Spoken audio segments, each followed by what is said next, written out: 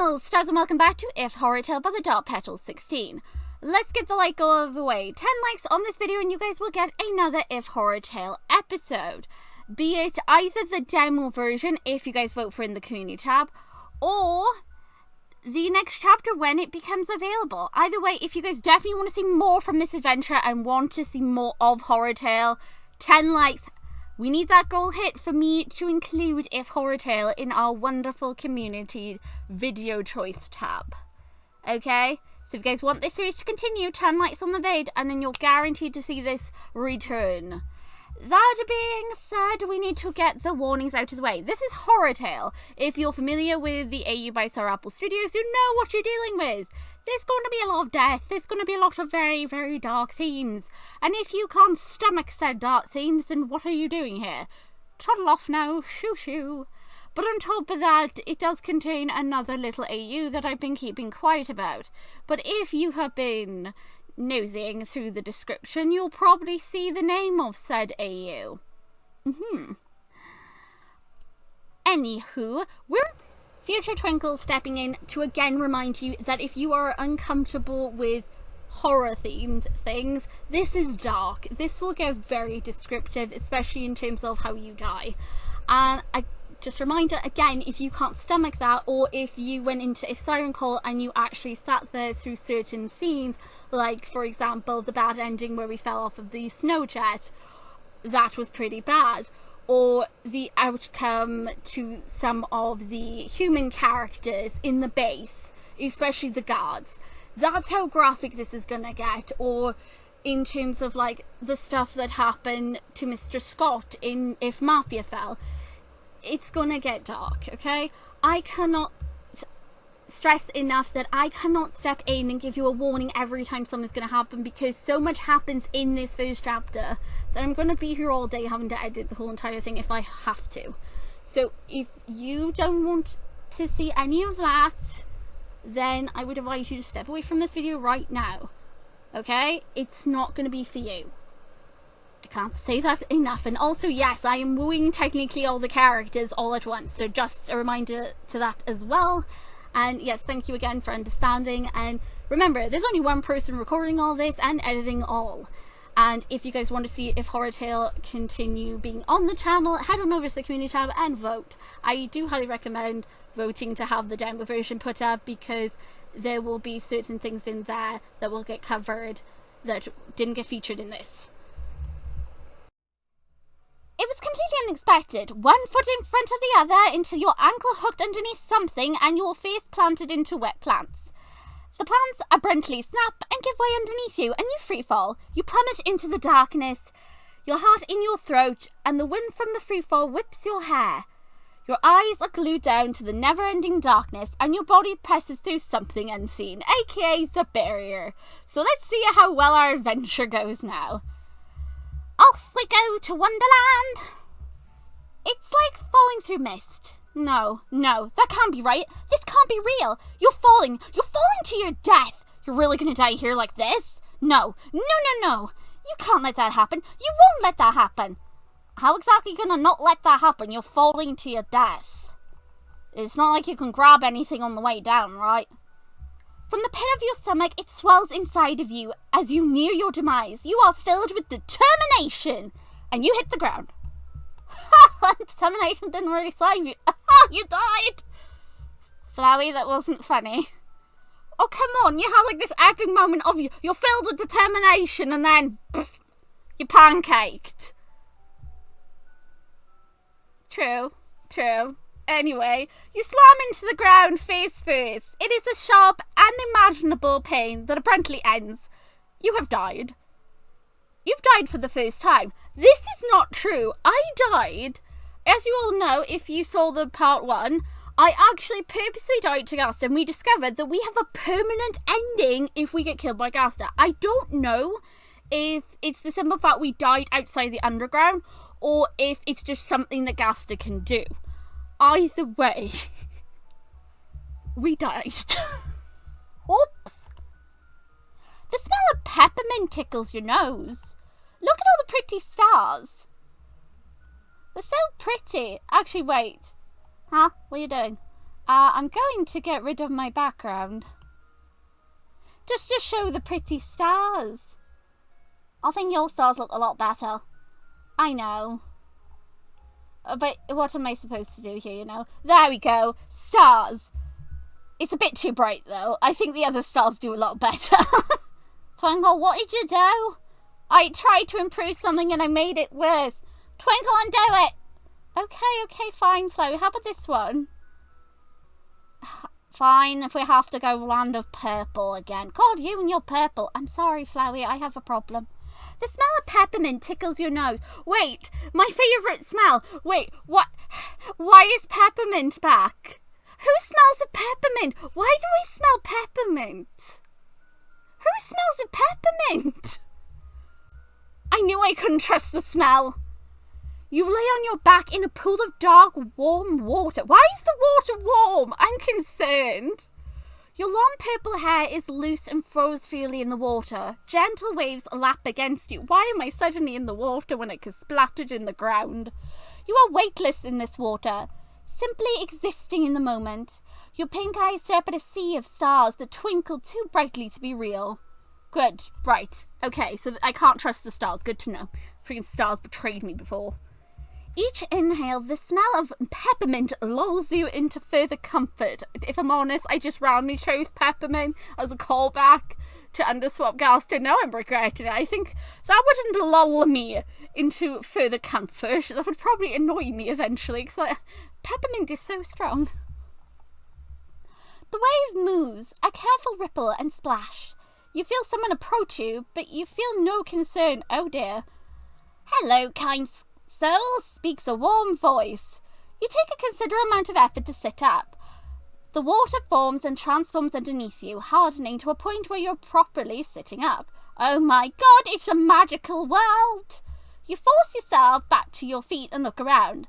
The owner of the voice stands before you with a smile. Or you think it's a smile. It's a skeleton. Hello? A literal skeleton in a black robe with a long red scarf. Oh, look! It's Reaper Papyrus! Hello! There is a presence about him that eases you. Staring at this skeleton, you're filled with a sense of peace. Your worries and stress of day-to-day life fade away with each inhale of peppermint. Oh my god, I'm dying!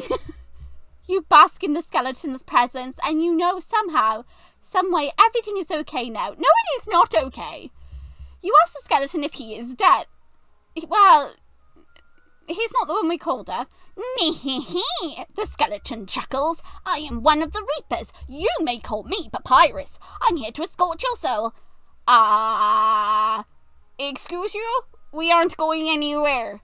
If you go with Papyrus, then you'll be dead. Technically, we're already dead. We deaded. We 100% are dead.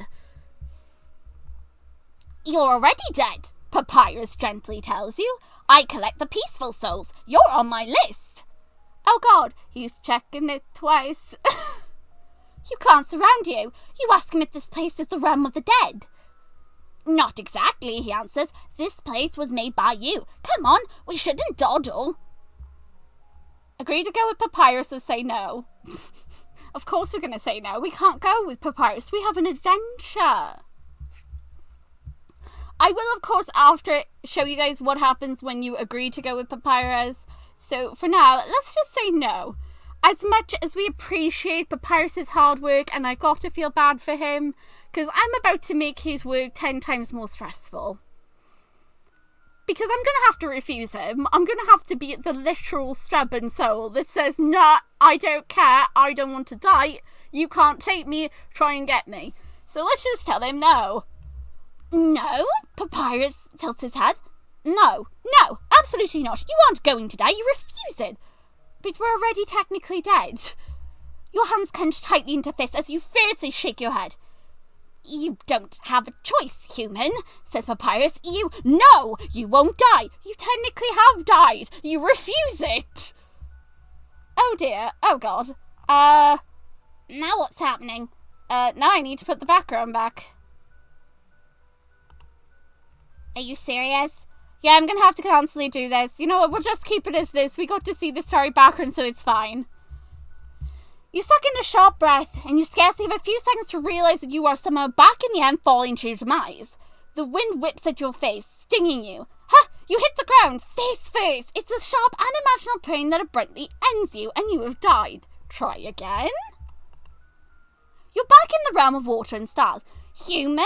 Papyrus asks in alarm. What are you? No! You try again. You're back up in the air and falling.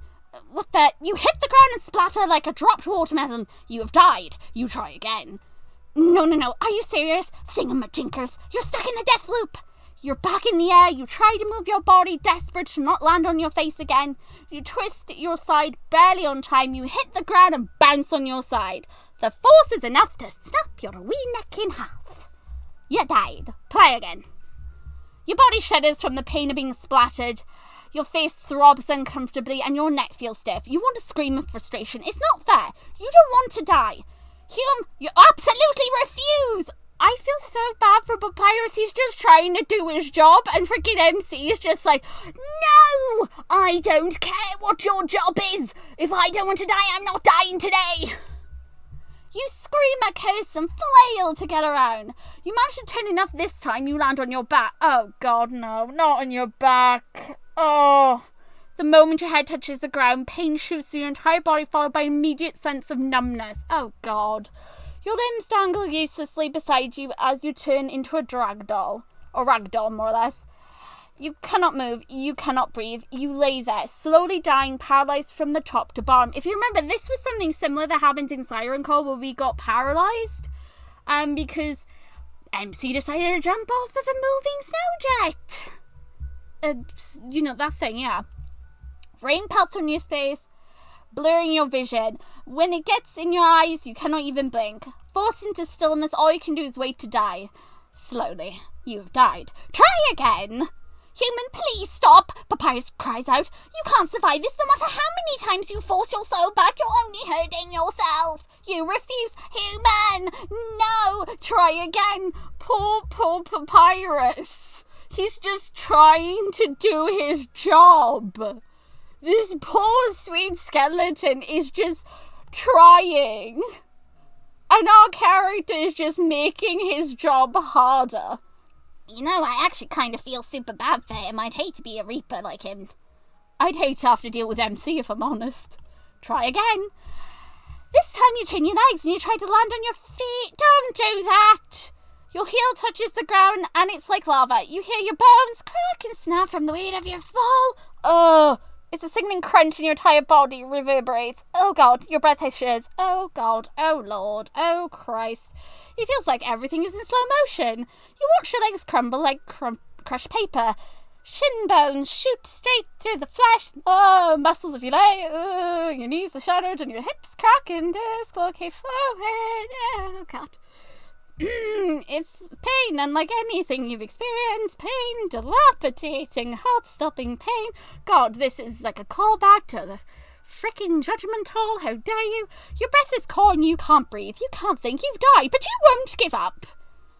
I must say you're giving me a lot of trouble, human, says Papyrus when you return. Please stop this and come with me. You shake your head. It's against my nature to use force on gentle souls, but if you refuse to cooperate, I will, warns Papyrus. You've died, says Papyrus. It's time to act like it. You have died, this is true, but you got better. Papyrus glowers. That is neither here nor there. You've died. But you won't stay dead. You should. You don't want to. Oh my God, this poor skeleton.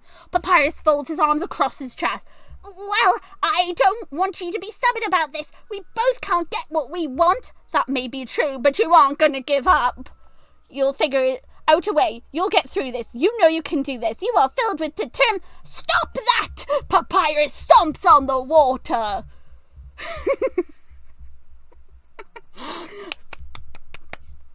Poor baby. Poor baby. Can we hashtag Papyrus needs a hug? Can we get that down in the comment section? You guys have watched this far. Hashtag hugs for Papyrus. Poor baby doesn't deserve this. I just imagine him eventually going to Reapertale and be like, brother, I have a problem. What is it, bro? I have a gentle soul, but they're not making my job easy. What do you mean? They keep going and coming back alive and then dying, then alive, then dying. Huh? What do you mean? They keep using determination. One of them souls. Okay, Pops, I'll come and help you. Yay! I imagine we're eventually going to see Sans around, because I don't think Papyrus is going to tolerate our shenanigans for too long. If he can't handle this, he's probably going to go to Sans for help. You refuse. You fall again. You squint at the bottom, trying to think of a way to land. Then green vines shoot up from the ground and grab at you. Oh, Flowey. What? It was getting out of hand at this point. You definitely can't do anything without me in the plot, if I'm honest. Let's see. The green vines shoot from the ground and grab at you. They wrap around your arms and legs, catching you in your descent. You are slower to a gentle stop and placed upon the ground. Phew, goes a squeaky voice. The vines retreat into a small flower with a big yellow petals and one green eye at the center of it. You're not sure how a flower is able to speak, but well, you're not sure how any of this is happening, to be honest. Those resets were giving me a headache, morosely says the flower. Bad cycle, huh? Resets? The flower swayed side to side. Hey, are you new here? What am I saying? Of course you are. Hi, I'm Flowey. Flowey the flower. You tell him it's nice to meet him too, and you thank him for saving you. Flowey brinks. It's no issue. You're in a tough spot, huh? You nod, and you ask him about the resets. We were in a tough spot? Think of poor Papyrus. He's just trying to do his freaking job over here, and there's MC just messing up his whole entire schedule. He's going to be like, oh, great. The human's gone. Now what do I do? Do I just go for another soul? Or do I just wait for them to come back? This hasn't happened. Sans? It's okay, bro. They'll be back. If there's one thing about MC we know, they'll get themselves killed and they'll be back. Right. Oh, bother. Why do they have to be so stubborn? But also, on top of that, Flowey saved us. Because, yeah, Flowey probably, most likely, was indeed just standing there watching. And since Flowey is fully aware of resets, he eventually just decided, you know what, considering how determined you are to stay alive, then fine. Yeah, Flowey will step in. Keep in mind that we died several times there before Flowey finally stepped in to help us. Hey, it's better late than never, and besides, you were making me nauseous with all the resets. Yeah, we probably were upsetting your stomach, weren't we? Yep. Sorry about that, Flowey.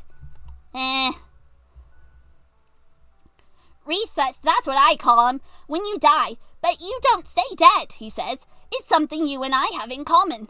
What causes it? At your question, Flowey sways away. Well, looks away.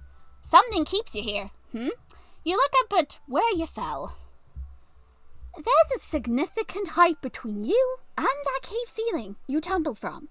You never rock climbed before, but you don't see much of a choice. You squint as you look up. You won't be able to get out that way, says Flowey. You glance down at the talking flower. The barrier's too strong, he says. I've seen other humans try. They get weak. Barrier? Flowey tilts his head back. His eye narrows. Yeah, you're in the underground. There's a barrier put up that keeps everyone trapped here. See? He says it keeps everyone trapped here, but we know for a fact that we were dealing with Gaster upstairs. So how did Gaster get out of the underground? There's no way he actually fully got out. He must have projected himself, but we know if we get caught, he does actually physically touch you and physically bites you because he kills you. So how is he doing that? Is he using the void, or is he using like a weak point in the barrier to allow him to go through? Is there any repercussions for these actions? Is that why he looks the way he is? Or what? Because I'm concerned why the poor baby looks the way he does. Again, I have a soft spot for Gaster, just in general. And also, that voice to him. Mwah! Oh my goodness. Suits him so freaking well. Oh, be still my wee heart. Anyway. You frown. Most of the barrier is too strong for a human to leave, says Flowey. But I know a spot where it's weak. If you can get to it. Is it a difficult spot? Dangerous, he says. In this world, it is kill or be killed. Eat or be eaten. Oh, lovely. The magic has withered and run away to nearly nothing. What remains is too little for monsters to stay sane. Monsters, wait. Okay, character. You literally got chased by a ghost who looked monstrous in appearance. You are now talking to a talking flower. You have seen a skeleton that was talking to you that claimed to be the Reaper. And you're just like, monsters, wait, what? What did you think Papyrus was? What did you think Gaster was? What do you think this flower is? A frickin' fairy child? Why? My brain. Logic goes out. Why? Anyway. You look sharply down at Flowey and realise what he just said. You ask Flowey if he's a monster. Oh my god. No, he's a fairy, like I said. He's this adorable little fairy that can just summon vines at will. He's Mother Nature. Yes, he says in a quiet, subdued voice. You ask Flowey if everyone down here is a monster. Yes. Well, that is not entirely true. Because don't ghosts, even though technically ghosts are a type of monster, don't they also just class as being spirits? And also we've got the children, to be fair. We've got the child spirits. And we've got Annoying Dog. As far as I'm concerned, Annoying Dog is a dog. He is not a monster dog. He is just a dog. Just a dog that's got magical powers. So he's a magic dog. And we've got a rock. A pet rock. That being said, wow, that thing that chased you, it must have been a monster too. But wait, you asked Flowey if he's certain the barrier keeps everyone trapped. All monsters, he says. You tell me you saw a monster chased you. I don't know what you saw, he says, but there's no way a monster could have chased you. Describe the monster to Flowey, maybe he recognized it, or at least he can confirm how many skeleton monsters are down here, besides, of course, obviously, Reaper Papyrus. Flowey listens to a description. I only know 3 skeleton monsters. Yeah, I was right. Gaster is with Sans and Papyrus again. And if any one of them could reach the surface, they take the others with them. I don't know what you saw, but it wasn't a monster. Oh, see, we love ourselves a family, man. We love this. The brotherly love is still there. They go together. It's one for all and all for one. The 3 musketeers that are technically trying to eat my head off. It's fine. Staring up at the hole, you're relieved it doesn't look like it's... Staring up the hole, you're relieved it doesn't look like it followed you. No, because it was hurting you, you dumb. Twinkle, come on, you need to be a little bit nicer to MC. Absolutely not. It's pretty common sense. He was hurting because he could have grabbed you at any point, and when he failed to do so, and the fact that he chases you. He could have just grabbed you right then and there, right? And we know from the bad ending he does say his hunt is over because he kills you and then he takes you back to the underground to feed Sans and Papyrus. That's what we're assuming. Because they look out for each other. And if Gaster's the only one that's able to go through the barrier, and obviously there's not enough food to sustain them down here, then, yeah, he's probably trying to either herd things down to them, or he's dragging them down. He's bringing food to his brothers. I can't wait to see them in Snowdon. Huh? Why are you excited to see the thing that tried to eat you? Because I want to see them interact as a family. I like seeing them interact with a family, even if they're trying to kill me. Oh my god, you've got issues, woman. You're worse than Eliza. I know, but it's so cute when they act like a family. Oh my god. Why did I agree to get stuck with you? Because I'm cute and adorable. And because MC, needs help. And you saved MC, so it's technically partially your reason. MC could have been stuck in an endless loop if you had not interfered. True. If it wasn't a monster, could it have been a ghost? You'll have to put the matter aside for the moment. You ask Flowey to tell you more about this place. It's dangerous, he says. The longer you stay here, the less likely you are to make it out alive. Trust me, considering what Papyrus went through. Yeah, don't worry. I think MC will survive even if she gets killed a lot.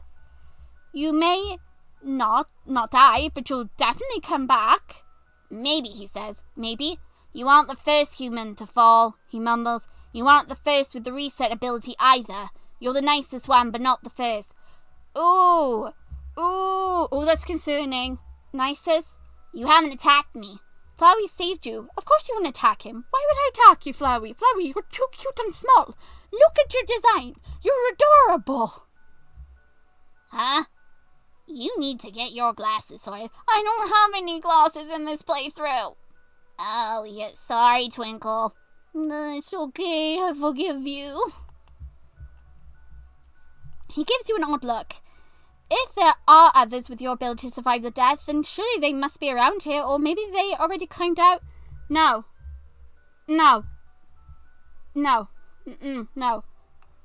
he says. None survived. But they can, it doesn't matter. Think about it logically, MC. If they put through something and they suffer over and over and over and over again, eventually that's going to break you down. If what they go through, then maybe just that mercy of just finally letting go and moving on, that is a lot better than facing the reality of whatever you're put through in this world of Horrortale. Because I'm going to use an example from Horrortale itself. As we all know, there's quite a few deaths for Eliza in the actual comic itself, and one of the deaths that stood out to me with Eliza is when she's getting burned alive by Girl B, because she literally is getting cooked alive slowly in the bar by Girl B while all the other monsters are watching. There are so many ways for you to die in this world, and not all of them are like an instant kill. Some of them take a lot longer and you suffer, and that takes its toll on you mentally. And if you see death around you constantly or suffering, it's going to eat at your soul. There's only so far determination can get you. Which makes me wonder, what happened? What did they see? It only works, he says quietly, when you want it to. See? So they gave up. Why wouldn't you want it to? Flowey's petals wilt, and he looks to the ground. Sometimes it's easier to give up. Oh. And the fact that Flowey is talking like that means that probably Flowey tried to help them, and he's had to see so many times this similar thing happening where he's helped them, and eventually it's just gone to the point where they just don't want to keep going. That it's a lot better to just give up and not commit to anything, and to just move on. Of course giving up is easy, but you won't. You'll get through this. I hope you do. Tiredly sighs Flowey. Oh, my poor little flower. He's been through so much alone. Hashtag Flowey needs a hug.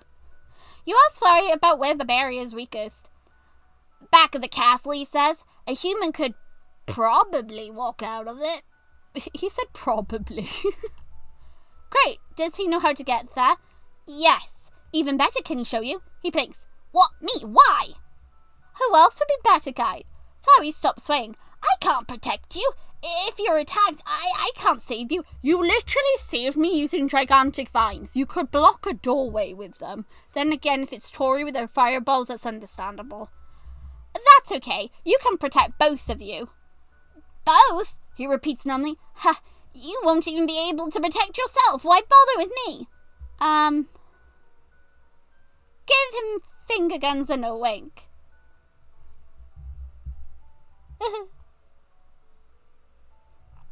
I'm curious, his reaction by here. His eyes widen and he quickly looks away. His leaves folding on himself.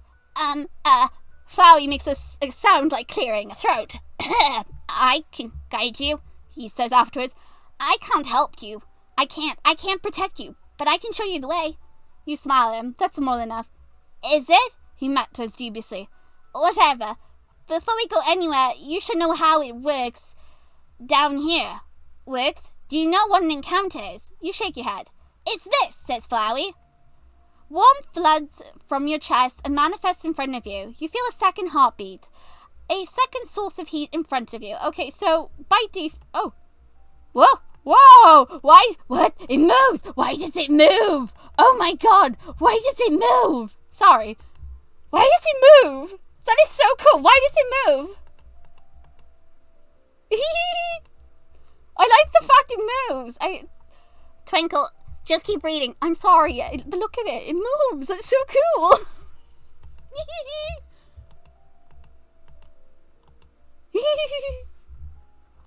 Twinkle, sorry. A red heart shines brightly in front of you. That is your soul, says Flowey. It is the accumulation of your being. When a monster attacks you, they'll pull your soul out in an encounter. That's not good. Do monsters show their souls as well? No, not willingly, says Flowey. I don't feel any magic from you. I don't think you'll be strong enough to pull a monster soul out. You wouldn't even know how. Monsters here, Flowey trails off. He falls silent for a minute. We've been trapped here for a very long time, Twinkle. We don't have much magic or energy left, so everyone is hungry. Hungry? Hungry. You know it must be hard to grow crops down here. It's not that, says Flowey. Basic food, that's fine. We can grow that. It's magic that's needed. Monsters are made of magic. We need magic to survive. But it dried up down here. A monster without magic is exhausting. We're tired and hungry all the time. You, what? No magic? That doesn't make any sense. The world is filled with magic. Too much magic. So, the fact that the world is filled with too much magic, is it getting siphoned up to the top then because of the barrier? So I am curious if the barrier itself causes the magic to leak up into the top to where the humans are, and that's why they've got way too much magic in the world, because it's leaking through to them, and that's what causes like all the problems up there. So the monsters are starved of what they need the most to keep them alive. Yes, they have food, but they don't get magic from food. They need magic to literally survive and exist. Lovely. Okay. Too much magic. A few of the mages would even argue, how can they not have magic down there? Flowey sluggishly lifts his leaf in a shrug. There's no magic down here. The only source of fresh magic monsters get are from animals or humans that fall down. God damn it! Confirming animals are eaten down here. No! Come again? Your soul, says Flowey. It absorbed the magic in the world above, as does your flesh and blood. Oh, God, no. Oh my God, that's why it asked me what my most juiciest feature was, everybody. Yum, yum. You're a walking magic-infused dinner as far as the monsters are concerned. So, the monsters will pull out your soul, says Flowey, and then try to leech the magic off it, weaken you, and then once you're too tired to fight back, they'll take you, they'll kill you, and then they'll leech you. Well, at least they won't waste anything. Oh! Is that why we had a permanent death? Because our soul got drained of magic, the ability... It was either because we weren't in the underground yet, so we didn't get our power of determination wasn't unlocked, or it's just a simple fact that when Wingerdings, Gaster, when he got us, he literally was draining the magic out of us to stop us getting that reset, to stop us activating that hidden ability trait of ours, our own hidden magic, since we're not a magical person, but our soul has its own unique magic, the magic to reset and all that. And that was actually, like, drained out of you. And that's how he was able to eat you. So I'm really curious if maybe there's something there, or maybe it's just a simple fact you weren't in the underground yet. Because it is interesting that he was able to give you a permadeath, whereas we didn't get a permadeath when we were dying, but that we got determination and we kept coming back, so... No thank you to that. You won't get a choice if you're caught, says Flowey. There's only one way to escape, and you're on the opposite side of the underground. Even those who've fallen closer to it couldn't make it. You frown at that. The longer the encounter, says Flowey, the worse off you'll be. It's better to run away. Flowey ends the encounter. There aren't many monsters left in this area, says Flowey. Keep quiet and you should avoid them. Flowey stretches out a vine and points down the direction of one of the tunnels. Take that tunnel. Follow the purple path. Oh, purple! I love the colour purple. Yes, yes, give me all the purple.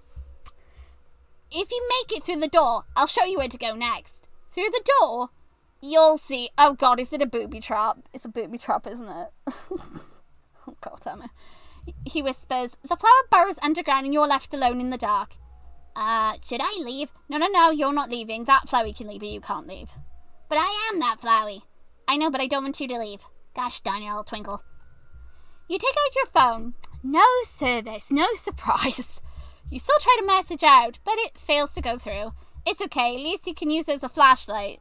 You hold your phone loosely and look around you. The cave walls are dark and mostly smoothed out. There are several tunnel openings in the area, but only one with a faded purple path that you can see. You take a moment to look at your phone to see if any new message came in while you were dying. Hey, I know that ghost probably thinks you're crazy cute, but don't let it get you for free, okay? Oh my god, which friend is this? Who is this? My god. Oh my god. Oh. Your lips twitch at that. You take a deep breath and you start your journey. Oh god alive. Okay. Oh, this is gonna be one heck of an adventure. Okay, it's silent aside from the sound of your footsteps as you walk down the tunnel. The smooth walls have many chips and cracks in them, showing sign of age and decay. You run your hands right along the sides of the wall, feeling bits of rock crumble away at your touch. Your sneakers echo with each step. The tunnel diverges at several points, but only one path is faded purple. Flowey told you about. You stick to it. You keep your ears stained to listen to anything at all, but there's only silence and your footsteps. You think back to the ghost that chased you down here, to deaths. When you woke up this morning, you never anticipated this is how your day would go. You weren't even aware the mountain has a cave system. I'm going to strangle every MC that says this shit. I'm sorry this gets on my freaking wiki. Caves make sense of them being inside mountains. Caves aren't just solid rock all the time. A lot of them have cave systems. It's a freaking mountain. Why is it so hard to believe? Anyway, so many people climb up and down this mountain and flock here in the summer, yet no one knew about this? There's only one way to escape, and you're on the opposite side of the underground. Even those who've fallen closer to it couldn't make it. People must have fallen here before, but none made it out. Information can only be passed on by survivors. Even so, someone must have found an entrance and chose not to repel, or swim inside, right? Maybe? It's hard to say. If they did, why would they bother to tell anyone? Would you tell someone you found a rock on a mountain? A visitor could have seen an entrance or a hole and never thought about it. People are advised to stick to the path or designated camping grounds, most of them down, and those that don't never venture far. Still, wouldn't there be more search and rescues? No, not if there had been so many search and rescues and more people ended up going missing. There's no point sending people up where they're going to get killed or missing. If you keep losing your rescuers, then don't send people up the freaking mountain. You shake your head, already mindful of the ghosts. Again, information can only be passed on by survivors. If a ghost got an entire group who would report them missing, not to mention you're not involved in law enforcement, you have no reason to be told about missing tourists. The only time the whole town got involved is if a local goes missing, and it's been decades since that happened. It couldn't even be confirmed they went missing in the mountain, just some girl who disappeared one day after school. Oh dear. Oh dear. Okay. It's a surreal experience. Ba-da-ba-ba-ba-ba. Oh. I wonder if that's gonna get relevance later. Probably it will. The path ends at a gate. It's rusted shut. You see it continues on past it, but you need to open the gate first. You look around the area. The path has led you into a wide room with faded and cracked dark purple bricks. You shine your flashlight along the wall, but you see nothing but bricks. You move it down to the floor and you see exactly that, floor. You move it up to the ceiling and, oh my, sweet starlight bodies! Dangling chains and hooks with stains and rust. There are dozens of chains dangling from the ceiling. In between those chains are corpses of humans and animals, each of them looking completely drained, as if all the light was sucked out of them and mummified. The gaping maws and empty sockets stare down at you. The monsters will pull out your soul, says Flowey, and they'll try to leech the magic off of it. swallow roughly, not wanting to imagine what that must feel like. You pull your gaze away, your stomach knots together like a pretzel. With reluctance, you shine your flashlight back to see if you can find a chain to pull. Let's just ignore the dangling bodies from above. The decor. I mean, it's interesting decor at least. Forget about, digging up the earth. We're just hanging from ceiling. Why not? One of them must open the gate, right? You cautiously eye them. There's only a handful that are long enough that can jump. That you can jump to pull them down. Okay. Well, considering that this has probably been here a long time, a hook for a handle, one with the most stains on it, most pristine, that would mean it's newer, barely out of reach. Let's go with, pull the one that looks the most rusted. You yank it down and click. Hey! You grin to yourself as you fall back down. The sound of the gate unlocking can be heard. Triumphancy! You push through the rusty gate. It creaks loudly. When you made it through the other side, it swings shut behind you. Okay, not so bad, you think to yourself. And then your right foot presses on something. God freaking damn it all. Of course, there's a freaking trap in here. You hear things go off to your right, and you quickly turn your flashlight to face it, but oh, freaking boob. We're dead. We're dead. Blades abruptly impale you. You don't even have time to see what happened because one moment you're standing fine, and the next moment you're decapitated and dead. You've died. Try again. Oh God. Hi, Papyrus. Oh God, Papyrus is not going to be happy. You take a moment to think. Human, greets Papyrus. You're not immediately returning. That's a good first step. Now, you shake your head. You're going to return. You're simply reviewing what happened. Papyrus makes a noise of frustration. It looks like the area's trapped. You'll need to be mindful of where you step. You wave goodbye to Papyrus, who reluctantly waves back. He's just like, oh, this is getting frustrating. Human, stop doing this. Why must you be so stubborn? I feel so bad for him. Try again. You go back through the gate and now you shine your flashlight down the path and you can finally make an outline of certain spots in the faded purple. Pressure plates. You lightly step around them and continue your journey, and you find more and more traps as you go. Thankfully, it's not that difficult to spot them. You're traveling in a made tunnel that's mostly smooth. Any traps is an oddity that sticks out like a scarecrow in snow. Lucky you have to do this in more difficult terrain, like a forest at night or something. You continue walking down the path, where you're moving slowly and carefully. You're determined to not die. Pressure plate there. That area looks sketchy. Better stay away. Keeping to the purple path, you continue on. Rooms and tunnels changing slightly, but all have faded. Cracked brick walls, and are pitch black aside from your flashlight. There's only one path forward, until it splits. You have 3 paths. The one down the middle you think is the right shade of purple to continue. But, well, you could explore the other 2, so why not? Okay, so we got other tunnels, so... Okay, so at this point, we're gonna go... We know the middle of the path is where we need to go, so let's go down the right tunnel and then we'll go left. You go down the tunnel on the right. It empties onto a tiny home covered in cobwebs. In those cobwebs, you see hundreds of spiders, although only a dozen or so scuttle around at your arrival. You realize, staring at the unmoving spiders, that they're dead. From magic deprivation. Oh, deprivation. That's heartbreaking. Oh, the spiders slowly lower themselves from the ceiling and more emerge from behind the cobweb. They move sluggishly. You could easily leave now without issue. We can't. They're little spiders, though.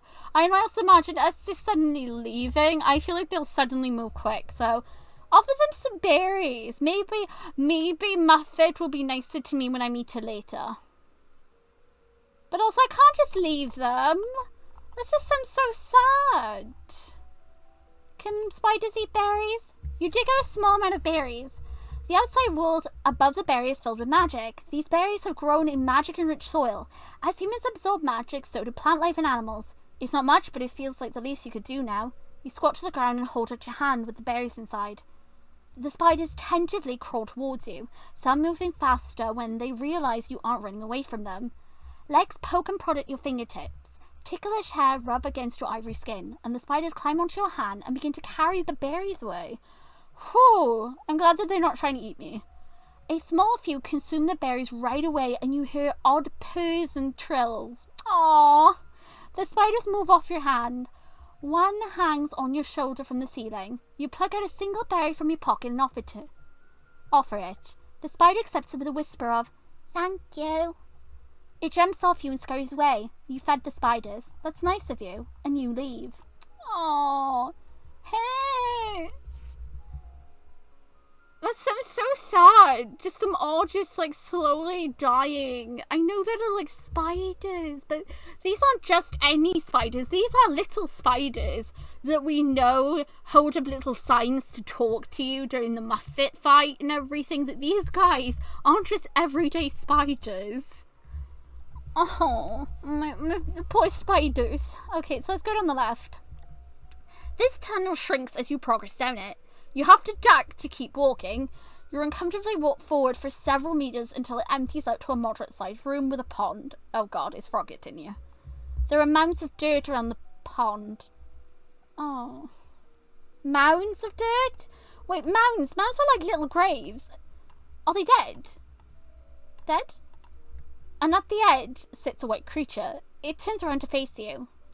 Yeah, I think he's by graves. I can't be sure if they are graves, but I think they are. It has spike-like protrusions on its head and eyelids, accompanied by a crown-like muff on top of its head. Its lips are marked with lines, as though wrinkled from age. Its shoulders are decorated with sharp extrusions, while silhouettes between its legs form a face with triangle smile and cross eyes. Its mouth stretches into a wide, mirthless smile. Your soul is yanked from your chest. Begin encounter final frog. It's called the final frogget. Its future looks darker and darker. Oh no!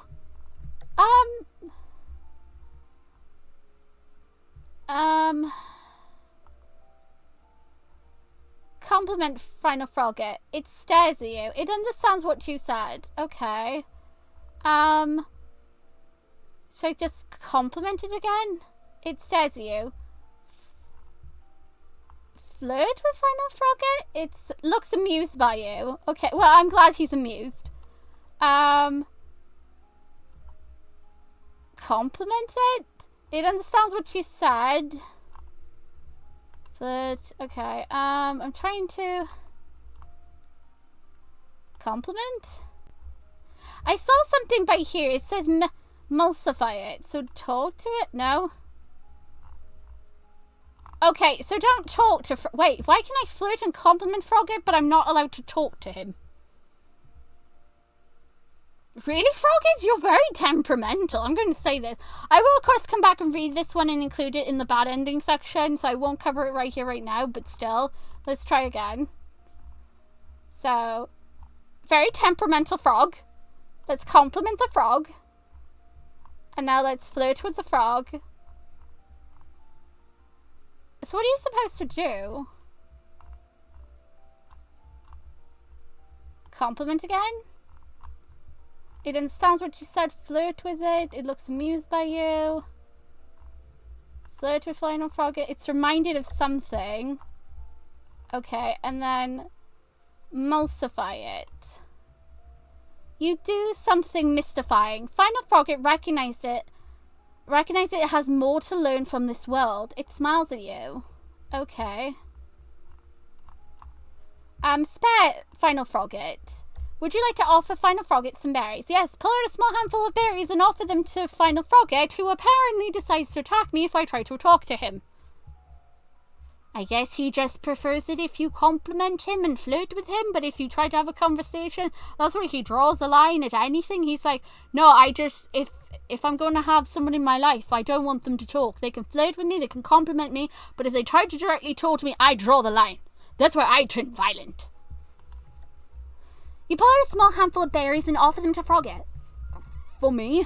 It asks in a wobbly voice. You smile and nod. It stares at you for a long moment and it lowers its head. I came here to... It looks over at the mounds. Thank you, human. Final Frogget devours the berries offered. That was kind of you to offer and you leave. He came here to pay his respects to the dead, or either that or he came here to, like, finally, like, fade away to be amongst the other frogs. You go down the tunnel in the middle. Okay. Wow, I actually have feelings for a frog right now. Gosh, it's so freaking heavy. The path goes on for several more minutes. As you progress, you notice that a lot of tunnels connect to this path. On your right and left, each other meter, there's a dark hole in the wall, and you have no way to see what's down that hole or path without walking past it first. Your phone flashlight isn't strong enough to see more than a couple of meters in front of you. Shining a light down those holes provides useless. It's dark. It's an all-encompassing blackness that devours light. You strain your ears, trying to listen for anything. All you can hear is the sound of your breathing. Well, there's nothing else there. You wonder if there's anything at all down those tunnels. There were things down the previous ones, like Final Frogging and those spiders. You know you're not alone down here. You have no reason to think there wouldn't be things down there watching you. Oh, God. You let a slow breath and continue walking. You're alive. You can do this. You're filled with determination. As long as you're alive, you'll find a way to make it through, although you really don't want to die again. None of your deaths have been pleasant, and thinking of that ghost, I love how my character's like constantly thinking about the ghost. She's like, gosh darn that ghost, I cannot go a minute without thinking about him and his handsome maw. You know, I really want to smooch that ghost, I really want to smash that ghost, but I can't. A shiver goes down your spine. Instinctively, you know you have to keep away from that ghost. Why? You literally were asking your friends how to smooch this freaking ghost. Did she not? Yeah, she totally wanted to smooch him.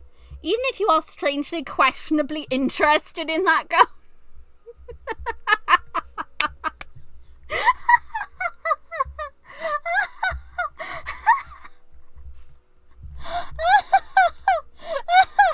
Well, at least she's acknowledging it. Also here, everybody.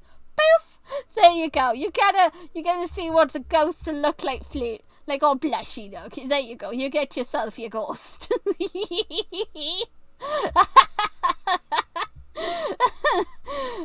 Twinkle, get that out of here. Oh, but come on. Put it away. Oh, fine. There is something to explore with a therapist after this ordeal. She's gonna need more than a therapist after this. She's gonna need more than a therapist, my friend. Oh no, oh no. Human? A quiet whisper in the shadows. Okay, from this point on, I don't know what we're in store for. The other stuff I could barely remember because it was so, like, quite a long time, like, some time ago that I did the demo, so I actually forgot completely about Frogget and the spiders. But this section here with Momotori, I've never done it, so I actually don't know what we're in store for. A quiet voice whispers in the shadows. You flinch in surprise. You twist about to look down one of the abysmal tunnels. A tall, raggedy goat-like monster steps out. She wears a long purple and white robe that are torn in many places. Her eyes glow a sickly pale green as she looks at you. Hello, human, she says with a strange wobbly smile that unnerves you. I am Toriel. Who might you be? You return her greeting and introduce yourself. You must be lost, she says. She holds her hand to her chest. You notice there's a slight tremble to them. Would you like help leaving here?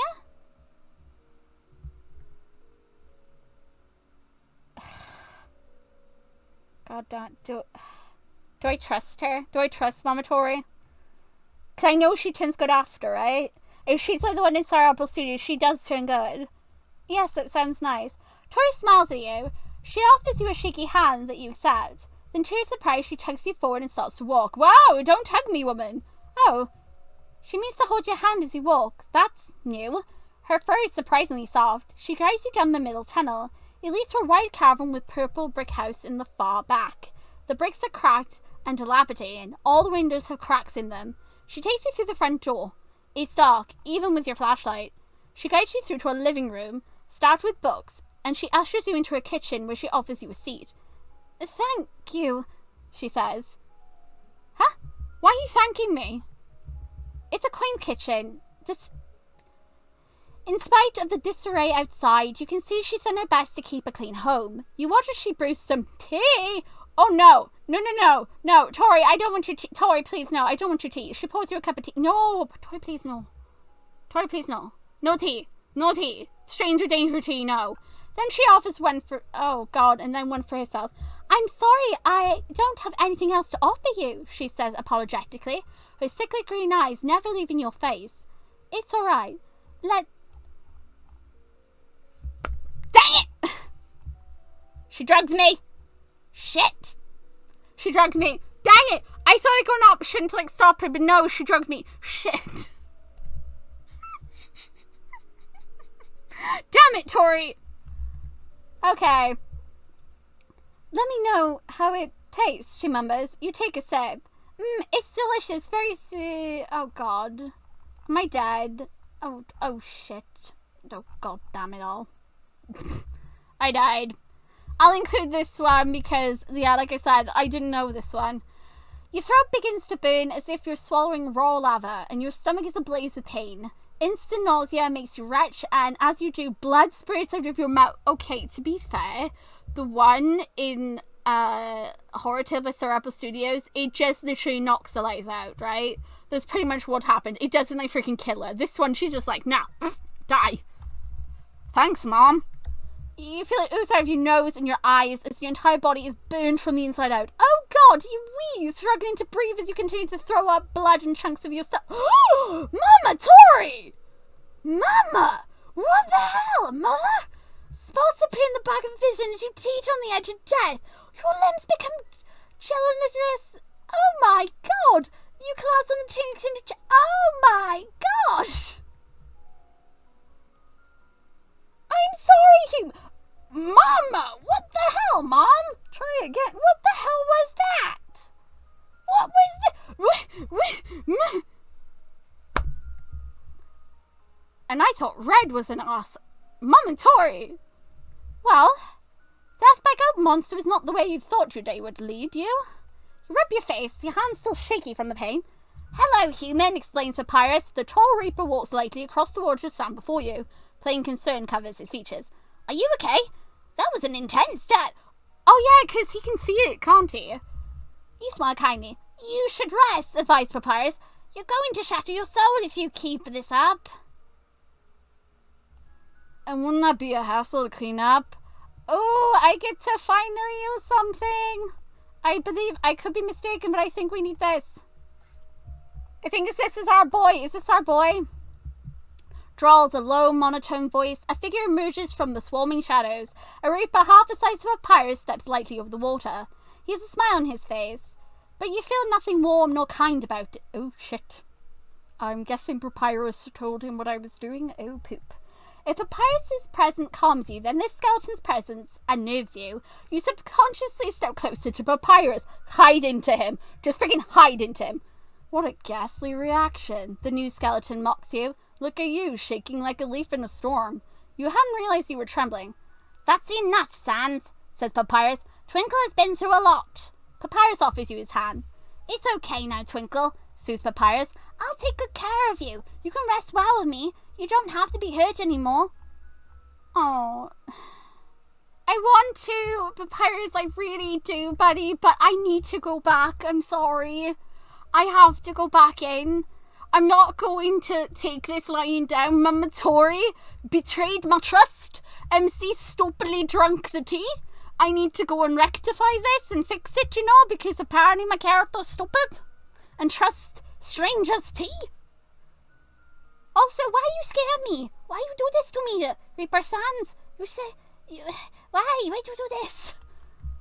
You refuse. You'll try again. Human. A quiet whisper in the shadows and you oh God, are we back already? Yes, we are. Okay, so hold on, Reaper-san. Oh, come on. You're not going to get rid of me already? Yes, I am. Wow, Twinkle. No mercy. Human? A quiet voice in the shadows. You flinch in surprise and twist your body to look down one of the abysmal tunnels. A tall, raggedy, goat-like monster steps out. She wears long purple and white robes that are torn in many places. Her eyes glow a sickly pale green as she looks at you. Hello, human. she says with a strange wobbly smile that unnerves you. I am Toriel. Who might you be? You return a greeting and introduce yourself. You must be lost, she says. She holds her hands to her chest and you notice there's a slight tremble to them. Would you like help leaving here? No, thank you. You're not lost. Thanks very much, ma'am.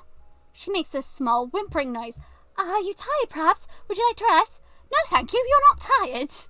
Hungry? You must be hungry. I have pie. You don't have pie. You told me you had nothing else to offer me. Mama Tori, did you lie to me? Did you actually have pie this whole time and you didn't even offer it to me? I feel so betrayed. It's okay, Twinkle. No, it's not. She offered me pie. I literally went out into the forest to go get freaking berries for a pie this whole entire time. And now I'm... Fine. No, thank you. You're not hungry. She raised a hand to grip the side of her head, her pupils shrinking. Hurt? Are you hurt? I can heal. I can help. No, thank you. You're not hurt. She is going slightly crazy. Would you like some tea? She asked in a pleading tone. It's been ages since I've had company, please. No, thank you. You don't want tea. You're scaring her. She falls silent. Why? Tori asked in a small voice. I don't want...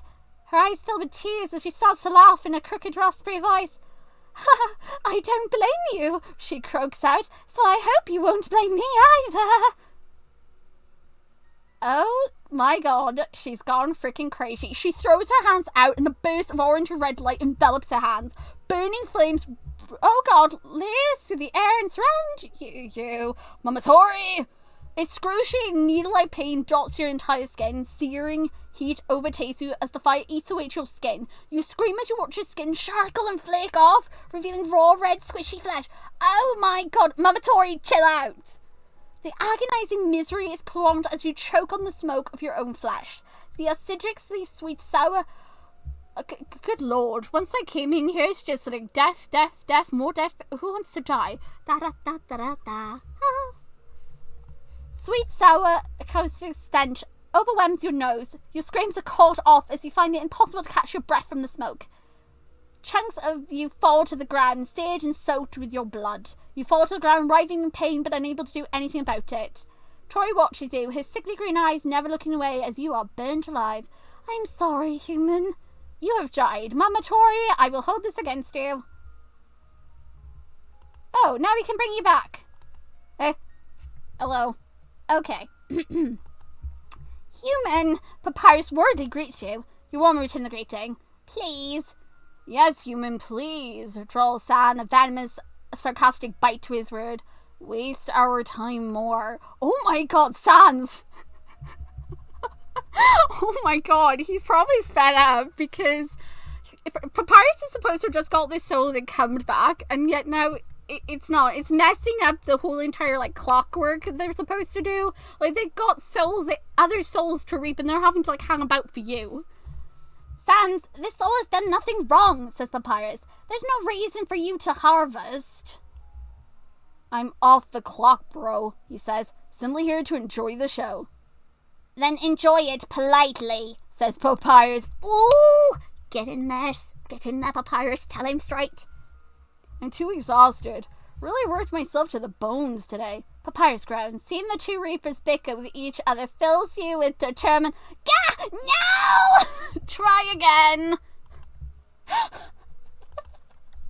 Oh my god, poor baby.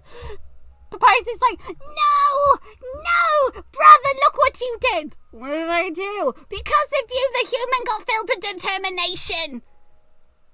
Did I do that? Did we do that? Oh, man. Brother, why? It happens, bro. I really don't like this human so far. Oh.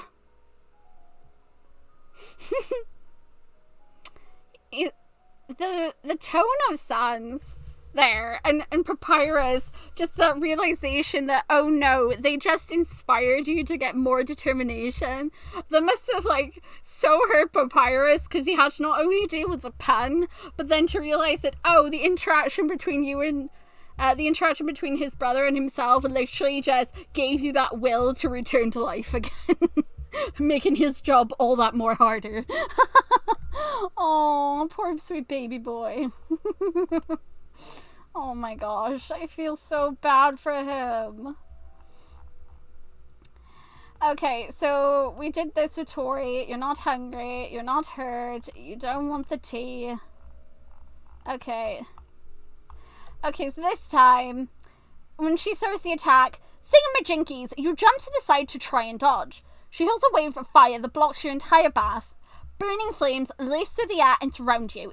Oh gosh darn it, she got me again. Ah! You died again. Sugar! Oh, fudging biscuits.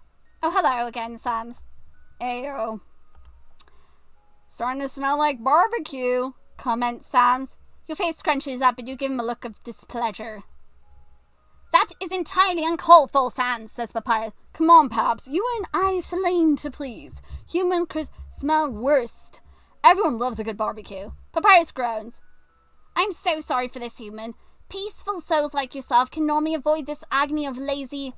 So, would Sans call you a barbecued? Sans' smile stretches as Papyrus moans in despair. Not you too, he cries out. Puns are the laziest form of humour. Ungrievably that Papyrus doesn't relish this humour. I know. I think you're doing a great job handling your demise, says Sans. Humour is the best seasoning to any good stakeout. You nod in agreement. Papyrus, should really take a grill pill. Stop it, this is worse than your determination. Oh yeah! You cheerfully wave goodbye as you're reminded that you refuse to die. Wait, stop, no! Ask her to toss you some salt on your next time. Enhance the burnt fresh smell. Oh my god, you smile kindly. What is happening? What is going on? I'm flirting with him. Try again. Oh my god. What is happening? I'm going like back and forth. I'm having to deal with... First of all, Sans didn't appear too fond of me, understandable. And then when I give him a pun, it's suddenly like... The puns just warmed him up a bit. He's getting used to me. He seems to tolerate me. Oh, great. There's another smiley trash bag of death. Yeah, I mean, you can't kill this one. Nope, you sprint past her before she can burn you again. Wait! Toriel cries for you. Oh, biscuits, no, you don't want to be burnt alive again. Absolutely not. No, thank you. Hard pass. Your sneakers pound in the stone as you sprint with all your might. The purple path fades in colour and the tunnel splits. Oh, no. Gosh darn it. Okay, I'm gonna have to guess which way to go. You are so gonna die. I know.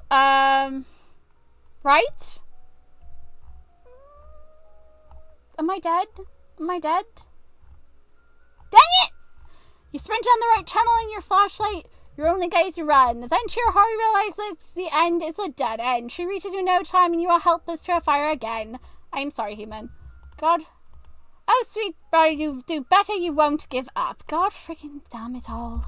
Okay, so now I've just got to try and freaking survive Tori. You feel a violent tug on your soul. Oh dear. You've been pulled into an encounter. Mama Tori, what are you doing? Oh, shit. You sprint down the tunnel on the left. Wait! You hear Tori's ragged screaming as she chases after you. Please, Twinkle! You grip your phone using the flashlight to guide your way. Okay, You think in the darkness you see a bumps in the path ahead of you. Bumps. Jump over them. You jump over the pressure and continue to run. 3 ways this time. Gosh darn it. Okay, well, I could die here because I don't know the way. Do I have to keep down the middle? Oh, Jesus. I said stop, Tori screams. You feel heat on the back of your neck and the entire tunnel lights up. She's throwing fire at you from behind. Oh, my God. Dive to the ground and let it pass over you.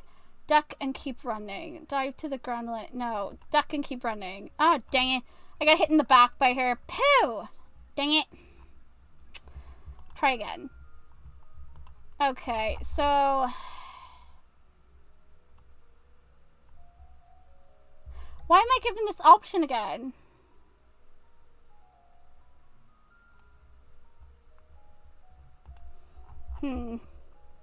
Left tunnel. Then it was jump over them. Middle. Okay, but here, was it dive to the ground? You hit the ground and the flames barely graze you as they pass over you. The moment you no longer feel the heat, you spring up to your feet and continue to sprint. Sweet child, you never had to run so much before.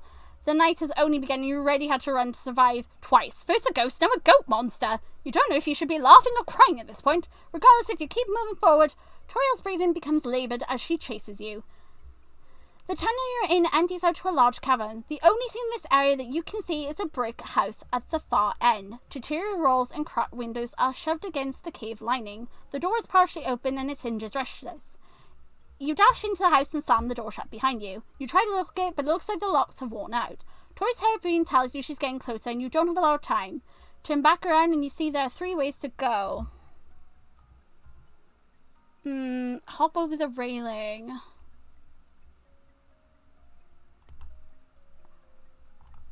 Yeah, so I'm going down. You grip the wooden railing and jump over them. You plummet to the stairs below. It's not too far of a drop, but it still hurts your knees when you hit the step. No! Wheezes Tori as she swings the door open just in time to see you jump over. Your sneakers pound down the path as you continue to run. Tori gains on you. You round the corner at the bottom of the stairs just as she shoots out another fireball. The flame slams into the brick and stonework, exploding out and barely touching you. Please, please, gasps Tori as she runs. Don't leave! You keep running down the long hall, and as you round another corner, you see light ahead. At the far end of the hall is a door that has been smashed to pieces. Why has it been smashed to pieces? You squint your eyes as you stare at the light from the other side. You're too far away to see anything else. Trees, maybe? Your heart skips a beat at that thought. Have you found a way out already? Are you free? Human, Twinkle! Tori stumbles behind you. Flames appear in her hand, but then they die in seconds. She crumbles to the ground, trembling from exertion, and she pants and wheezes. She must be starved. She used what energy she had to chase you. Approach Tori and kneel beside her. You kneel on the cold stone. Feed her a handful of berries. I'm going to feed Mama Tori. It's Mama Tori. Regardless if she tried to kill me, I'm still going to feed Mama Tori. You carefully pick up her hand and move it to rest in your lap. She stares tiredly up at you, unable to do anything else. You take a handful of berries and you slowly feed her a few at a time. She swallows each of them. With each one eaten, you see light return to her dulled gaze. Tears well up in her eyes. When the berries are gone, you give her a wan smile. Why? She asks you, her voice cracked. Boop her nose because you wanted to. You smile kindly at her because it was the right thing to do. I want to boop her nose, though, to be fair. Can I boop Mum's nose? Does this matter? Can I boop her nose? Can I boop Montori's nose? Am I allowed to boop? Can I boop? Because you wanted to. She gives you a stained laugh. Thank you. The magic from them. I feel better already. Thank you. Her green eyes move away from you. They stare at the door at the far end. It is cruel out there, she whispers. Chaos. Nowhere is safe. You come to realize that, yes. But it's much worse. She quietly warns you. Please, if you must leave, take care. Trust no one. You boop her nose again. Just trusting everyone is no way to live. You'll die if you do, she says. You reassure you'll be fine. You'll make it through. You can do this. Her laughter is warmer this time. I believe you, dear Twinkle. I believe you. You help her stand up, and you hug her goodbye. Your hug is sudden. She lets out a squeak of surprise.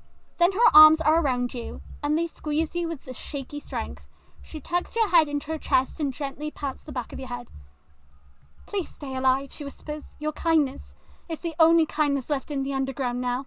That's not true. She's hugging you back, isn't she? Aww. She gives a choke-back laugh. It's several minutes before she's ready to let you go. You give her a cheerful wave goodbye, and then you walk onto the shattered doors. Exit ruins. Oh, God. Save spot to save. You only died 13 times. How are you holding up on food? You fed the baby spiders. They're very grateful. You fed Final Frog. It will live for another day. And you fed Tori. She will not forget your mercy. You shared berries with every monster who needed it. You have plenty of berries left. How are you faring in relationships? You're pursuing a plant. The plant thinks you're joking. You really want to smooch the ghost hunting you down? Are you okay? You have not met this monster, you've not met this monster, but he is not yet aware he is an option. You are clearly aware. Oh, this by here? This by here, this is Reaper Sands. So this one up here, Flowey, Gaster, so this is probably Sands. And this is probably Papyrus. Either way, I think I did pretty good, did I not? I went through an adventure, I got traumatized, I went through an emotional experience, and I died to Tori more than once. And we also flirted with death. But on top of that, poor Papyrus. I really loved that and I'm excited. I am 100% excited to see Snowden. I really want to see like Sans. I really want to see Papyrus. I want to know. I'm curious if we're going to see Gaster there. But I also am scared to bump into Gaster again. But I can't wait to hear his voice again. That was so much fun. Okay, so what I'm going to probably do, because this one is pretty lengthy, is I'm going to see if I can squeeze in the bad endings just to show you like what happens when you go with Papyrus, as well as, well, I don't think the lever deaths really matter that much. Okay, so first thing to cover is what happens if you choose to go with Papyrus. You let out a slow, steady breath. You did well coming so far, Papyrus says kindly. Let your worries go. Slip away. With each inhale of peppermint, you feel your body sinking further into the water. The waves slowly creep further upon you as you sink. Sleep, he says. Rest in my care. The water pulls you under, but you feel no fear. It is a warm, sweet, and oh so soothing. It does not drown you, but instead pulls you into a kind embrace, and your limbs go weak and your body sags. You slip into a peaceful sleep. And that is what happens if you agree to go with Papyrus. So the next thing I'm going to do is, well, pretty much when it comes to like the levers, it just changes how graphical your death is depending on which version you choose. So we're probably going to go now and check the spiders and Frogget to see their reaction to if you don't feed them. We'll see if something changes there. Okay, so 1 second, I'll be right back. So this is something I also wanted to throw in a little bit about Frogget. When you check Frogget, it literally tells you, the final Frogget, it just wants to be with its family again. So pretty much Frogget just is mourning, and that's where we find him. That mounds that we saw was his family. So that's a really sad fact about him. Our little final frog here, that yes, I was right, he had lost his family, and that's why he was sitting there. Now, let's take a look at his encounters. In other words, we'll take a closer look at what happens if you run from him, if you try to intimidate him, because we don't have any other option. We're literally dragged into his encounter, so yeah. Let's take a look at those. Okay, so now we've got to take a look at Frogget. So, with Final Frogget, let's just see what happens if we just try to talk with him, which we know will happen. Final Frogget opens its mouth and lets out a swarm of locusts. They shoot forward and completely cover the entire room. Within seconds, they are upon you, biting and devouring your flesh. You try to swim and swat them away, but they are relentless. With each bite, they burn and tear at you, head to toe, eyes to ears, under your fingernails to under your tunes. They encompass your entire being and are eaten alive within a minute, and you have died. So, when you try to run from Frogget, the same exact thing happens, so you have no choice. You can't run from Frogget, even if Flowey told you could run from him. And if you try to intimidate him, he will again kill you. So remember, always be nice to the frog, because the frog will 100% kill you. So yes, always be nice to the grieving frog. Now let's take a look at the spiders and see what happens if we don't feed the spiders.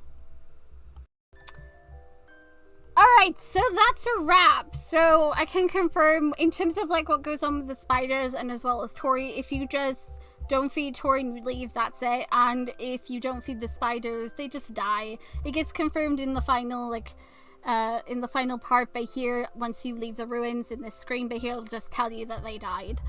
That being being said, everybody, 10 likes on this video and you will get another If Horrortale episode. So if you guys want me to upload more of this when the next chapter becomes available, or if you guys want to see me upload the If Horrortale demo that I played, and remember, there were things in that definitely varied from this version.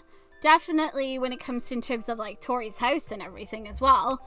And as well as the simple fact, Gaster never spoke in that, I can confirm that much. And on top of that, it will include me reacting to the actual comment that darkpetal16 left on that, because darkpetal16 actually did get to see that demo version that I played before you guys. So yeah, you'll also get to have a few of your questions answered. So that's something fun in it. You get to have some confirmation for some things towards the end of that one. So again, 10 likes on this video and you get more If Horrortale. You guys excited for more from darkpetal16's If Horrortale? I am. But for that to happen, 10 likes on the vid. There was probably something else I was supposed to say. Oh yeah, just a reminder, if you want to vote for tomorrow's video, head on over to the community tab and click over there. There'll be a poll and you guys can vote for what you want to see up tomorrow. So thanks again everybody for voting for this one, and yeah, just thank you so much for being so supportive, and I'm sorry this one took so long, but again, I got sick, I fainted, stuff happened. Better late than never. So yeah, with that, I'll just leave you with this. Twinkle, I'm sorry, okay, I'll just leave him with Reaper sounds. What? I had a lot of time to work on sprites while I was in bed sick. I can see that. Oh boy. Bye.